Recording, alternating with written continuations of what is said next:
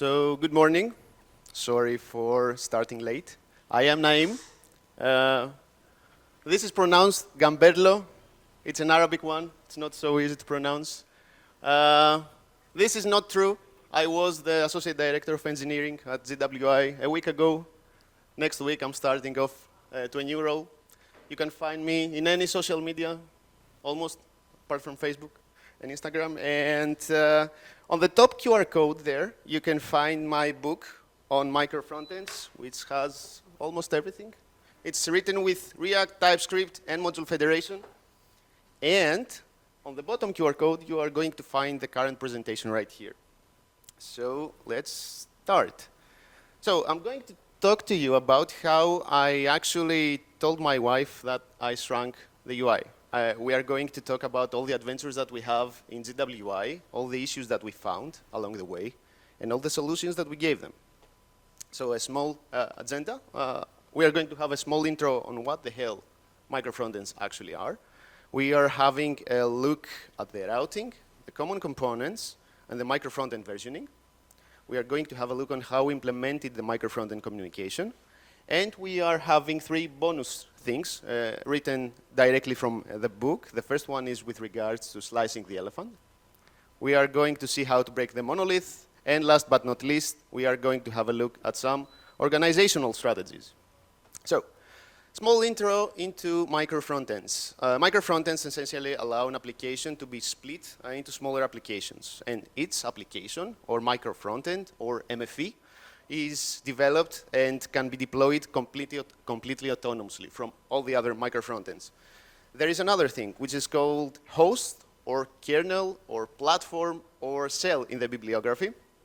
And this essentially is an application that glues all the microfrontends together to have a final output for the user, a full-blown website. In addition, the approach of microfrontends reduces the complexity and all the risk that is associated with large monolithic applications that we know them as now. And the benefits of it is that we have way smaller code base because we actually split all the microfrontends into their own repositories, which allows the teams to actually work completely autonomously on different parts of the application. And this also allows the usage of different technologies, and this actually works, and it's awesome. So, first problem that we faced right when we started in ZWI 4 years ago. We have to solve how routing works, because we don't have a single application, we have multiple applications inside an MFE application. So, how did we solve the routing problem? There are various ways actually to do that. The first one could be to actually implement your routing on the server. The second one could be to have edge routing on the edge of the user. Or you can have client-side routing, as for instance React works. In addition, we have to split the routing between the host and the microfrontends themselves, so that essentially by having a combination of both, we have a concrete routing experience. So, what we did in ZWI was to implement a 2-level routing strategy.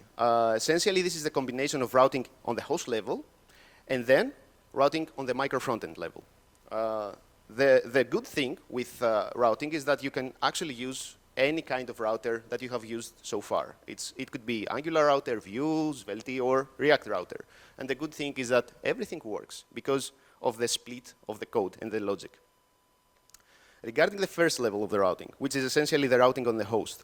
Essentially, host manages the navigation between the microfrontends, and the host is responsible for actually managing the navigation and returning all the errors to the user, meaning that if a particular microfrontend doesn't exist, then the host is responsible for actually returning 404 or 401 or whatever browser routing errors out there. In addition, after we have navigated successfully to a microfrontend, then what we do is to actually go and handle the routing of the microfrontend on its own level. Meaning that the second level routing is all about having the routing on the microfrontend. However, we have there is the caveat there that all the microfrontends should implement exactly the same user experience in browser navigation error pages, so that the user is actually aware, so that the user experience is actually maintained throughout the whole the whole user flow, let's say. So to see this essentially and understand it a little bit easier, we can see this image right here that says the following. We do have, for instance, the myawesomemfeapp.com website, and the first level of the routing after the first slash is with regards to the microfrontend that it's going to be rendered. So for that particular place, the host is responsible for actually fetching from somewhere, and that somewhere is also need to be cared for. It fetches from somewhere the microfrontend. So if microfrontend A or microfrontend B or C actually exists, the host is responsible for fetching them and rendering them to the user. However, if a particular microfrontend, for instance, a microfrontend D, doesn't exist, then the host is responsible for actually returning a 404 error. In addition, after we have successfully navigated to the microfrontend A, then it's the responsibility of microfrontend A to actually handle all the routing, meaning that if A or B or C URLs right here actually exist, then the microfrontend A is responsible for actually retrieve them to the user and display them. If a particular route doesn't exist, or the user doesn't have access to get to this page, then the microfrontend A is responsible for actually returning 401, 403, 404, or any kind of error to the user. And again, it's really important to understand that all the microfrontends should have exactly the same user experience for the user. Problem 2. So we need, at some point, common components between all the microfrontends. And again, in the bibliography, you can see those components called common components, aka cross-framework components, aka shared components, aka raka phone. So I see that you are people of culture, so there you go, because you laughed. I thought that no one would actually I thought that no one would actually get this, so that's good. So common components with logic. At GWI, we used two different technologies. The first one was Elm, and the second was React. So in order for those two to have common components that work between them, we needed something, let's say a technology that works across every front-end framework. You can think common components for components such as widgets or models or pop-ups or anything that can be utilized across different microfrontends and frameworks.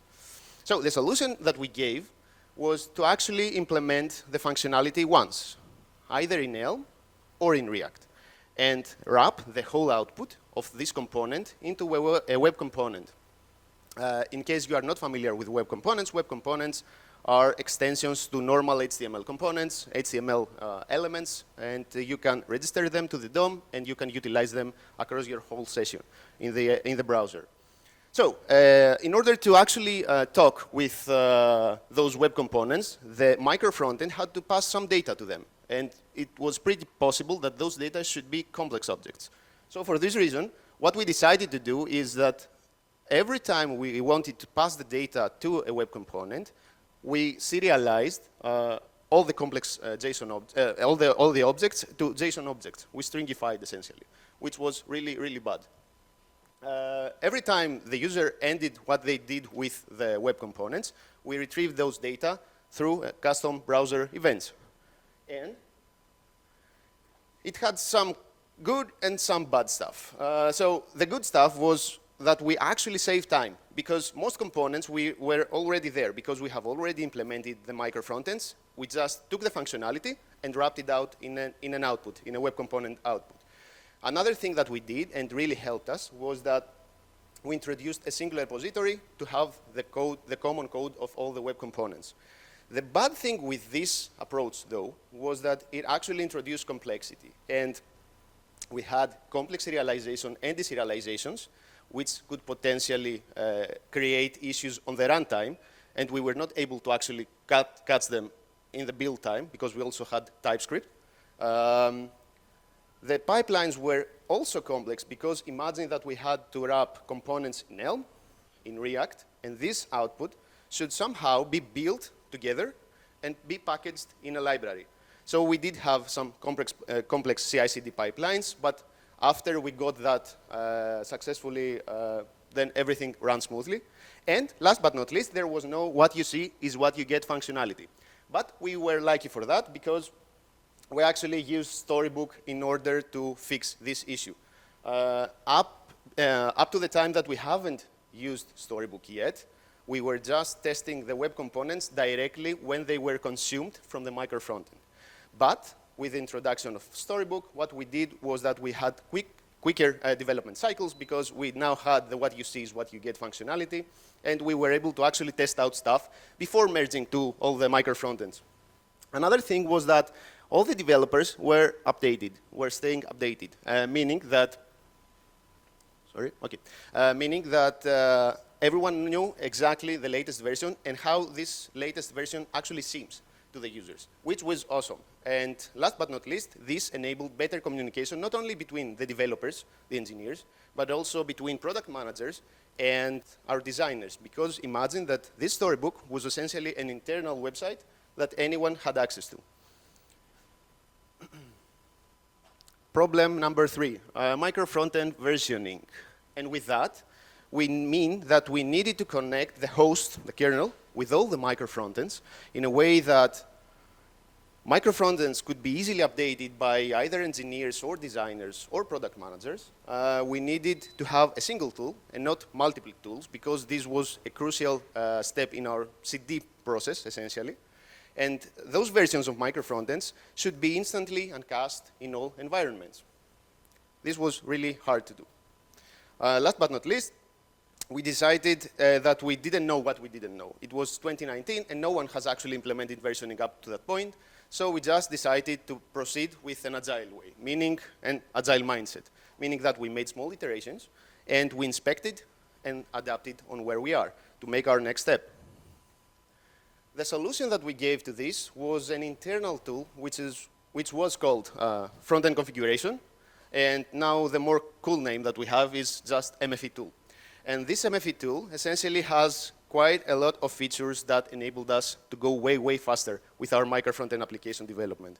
The first one was that we have the ability to create whole applications, whole micro-frontend applications, because we didn't have a single tool that worked for a single application. Anyone in the company could create micro-frontend application by using this tool, which was awesome. Another thing was that we had the ability to easily update all the micro-frontends regardless the environment. We had 3 environments, testing, staging, and production, and we were able to update regardless of the environment. Another thing was that we developed the front end of this tool with React and the back end with Golang, along with its own dedicated database. And we also gave all the latest versions to the front end so that any user, if something goes wrong, could immediately roll back to the previous version and, let's say, continue to, so that the application continues to work properly. In addition to easy rollback, we have added a thing that we called in GWI maintenance mode. And essentially, this is just a button that restricts the access to a particular micro-frontend, or the whole application, or even the API. And we did that in order to prevent all the access from everyone that actually puts pressure to the machines if something goes wrong. Last but not least, we gave support for feature branches. But not the feature branches that you may have already used. So according to Atlassian, and what is the feature branches? The core idea behind the feature branch workflow is that all feature development should take place in a dedicated branch instead of the main branch.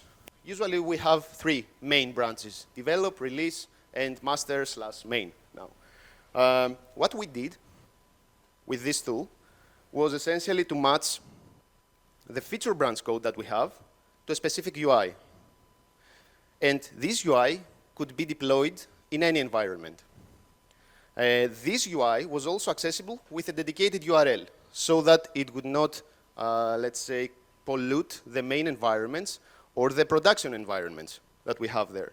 And it was accessible by just using the GWI platform URL / feature branch name / micro-frontend name. So essentially, what we did was to introduce a 3-level routing strategy. according to what we were saying just before. Apart from that, we gave the ability to all the engineers to work on the same feature in multiple microfrontends together. So if a particular feature was spanning across 2 or more microfrontends, we were able to actually fetch all the needed versions and just display them to the user, because we just essentially fetched JavaScript bundles from Google storage buckets. So it was very easy for us to fetch different versions and just display them to the user, which essentially made all this architecture super scalable.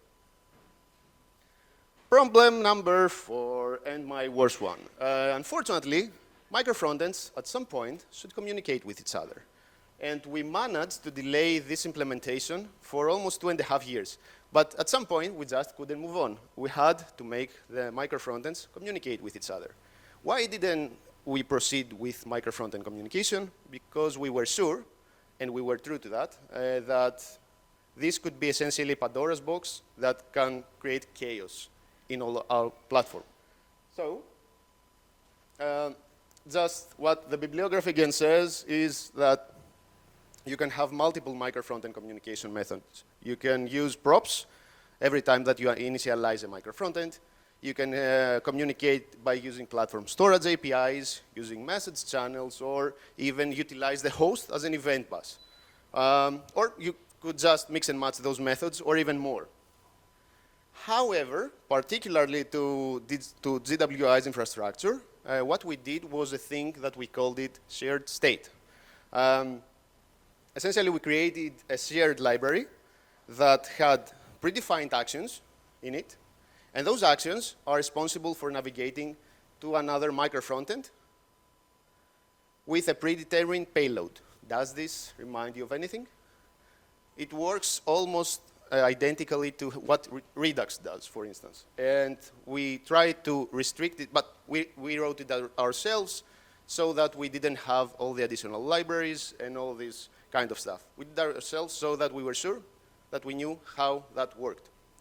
However, as we said, we tried to restrict the microfrontend communication, because it was a wannabe bug generator, and it was in our case. So even the first feature that we had with microfrontend communication, I think we had quite a few bugs in production right from the start.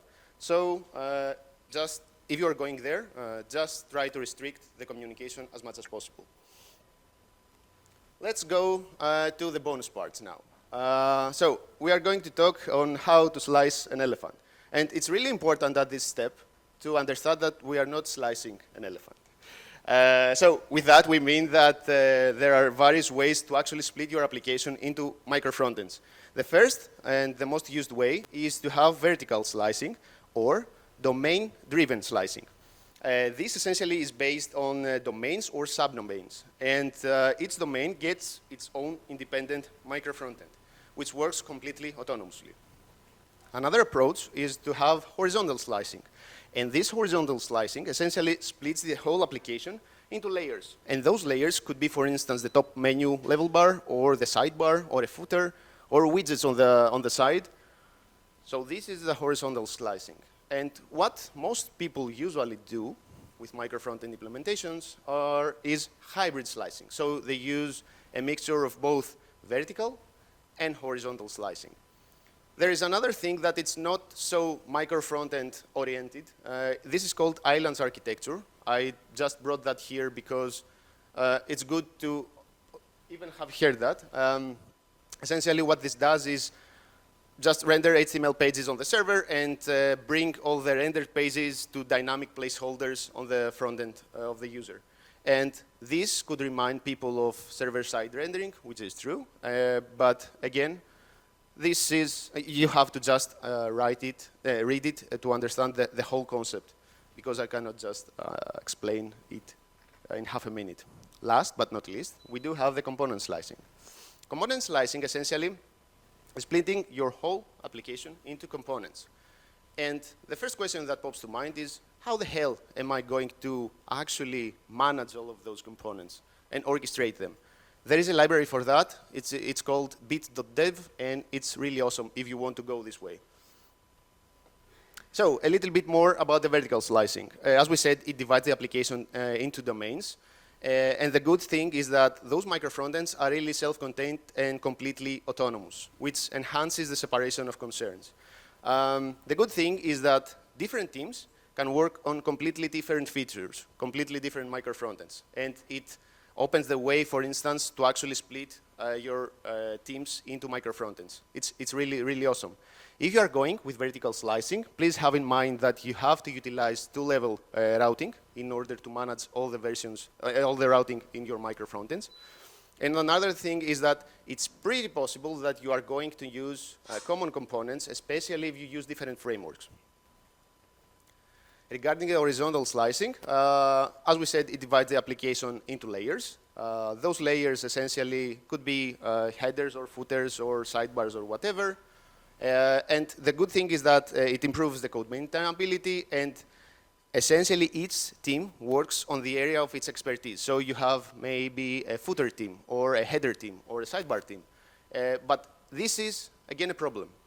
Everything comes with a risk. Every decision comes with a risk, especially in microfrontends. And if you do that, it's pretty possible that you are going to create silos in your application. And this means that, for instance, if the team needs to make a change in the footer, then and another team maybe needs a change in the footer, then it's pretty possible that the header team or the footer team is going to be a bottleneck. So you have to take this with a salt of grain of salt. So, in general, and what we did in ZWI, hybrid slicing might be the best approach. Breaking the monolith. So essentially, how the hell am I able to actually split my existing monolithic application into microfrontends? Usually, nowadays, most of the applications are written using single-page technology, let's say. So in order to do that, in order to proceed with this problem, there are three ways to actually identify the microfrontends of your existing application. How do you do that? You can have, for instance, a look on the domain boundaries on the existing application. If you do have a menu bar, it's pretty possible that each menu item is a microfrontend for itself. Another thing is the second bullet right there, which means which is to actually find the component dependencies. And you could actually make a deep dive into your code to understand where are those bottlenecks. And usually, those bottlenecks mean that this is a microfrontend of itself, because it's pretty complex. And, bullet number 3, you can have a look at the existing team structures. And by that, what do we mean? That usually problems are solved by teams. And in order for a particular problem, to be solved by an existing team, this means that it's pretty complex. So it's pretty possible that the existing team structure leads the way of how you should split your application into microfrontends. Another question with regard to breaking the monolith is, okay, I'm going to start. Am I starting with the most complex or the most easy microfrontend? Because, for instance, if I just create a microfrontend for the footer, it's going to be super easy compared to creating a placeholder that puts everything in there and I don't know what else. So my personal opinion is that the best approach is to actually go with the most complex one. Why? Because you want to tackle the most hard challenges up front. In addition, you could identify all the roadblocks way, way earlier. And the third bullet, which is my favorite, the team, whenever they start a new project, when they start to actually split the monolith into microfrontends, they have a super morale. They feel that they can do anything. And any kind of problem is going to be tackled anyway. If this is done to the end of the project, where everyone is fatigued and doesn't want, let's say, to do anything else, then probably it's prone for failure. So you have to consider the impact that essentially the splitting of your monolithic application is going to have on all your development teams. And last but not least, you may have to consider if there is a need for restructure or reorganization of your teams. Another thing is the organizational strategies. With regards to cross-functional teams, cross-functional teams essentially allows the team to tackle the super complex problems that are out there. And this is due to the fact that they are enabled by way greater flexibility and adaptability. Particularly if you do have full stack teams and you also have backend engineers and your backend is written using microservices, what we did, and may be of benefit to you too, is to consider adapting backends for frontends architecture to enhance your team's autonomy. And there is a pun here that BFFs and MFEs are BFFs.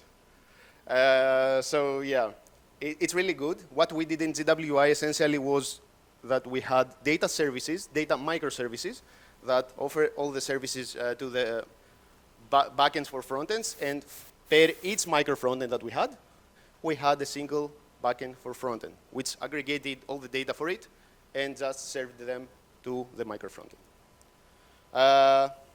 Last thing for today is to talk about the domain-driven design.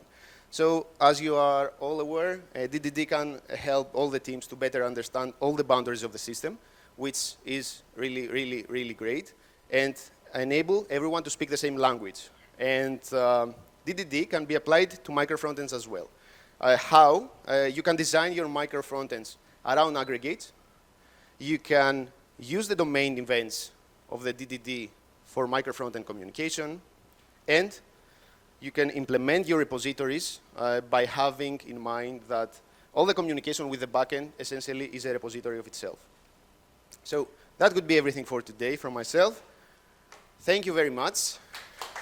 And you can ask me anything, I'll be just around here.